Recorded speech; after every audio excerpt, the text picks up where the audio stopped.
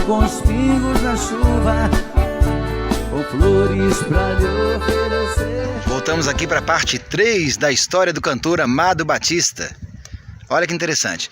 Com um repertório basicamente romântico, fez com que seus trabalhos uma fusão de jovem guarda com modas de viola, passando por referências de Elvis Presley aos Beatles. Com mais de 20 anos de carreira, tornou-se um dos maiores vendedores de discos da música popular brasileira. Gente, impressionante, né? Amado teve mais de 15 discos e 12 milhões de cópias vendidas e recebeu 14 discos de ouro e 13 discos de platina e um disco de diamante. Olha o motoqueiro de novo passando. Isso em 1985.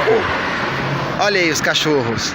Em 1985, a RCA, pelo qual lançou, entre outros trabalhos, o LP Um Pedaço de Mim, em 1993, que em poucas semanas chegou a 600 mil cópias vendidas, com destaque para os sucessos Vida Cor-de-Rosa, Um Pedaço de Mim.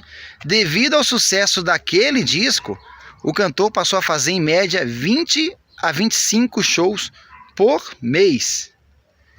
Meus amigos, é isso aí. E essa foi a parte 3 da história do cantor Amado Batista.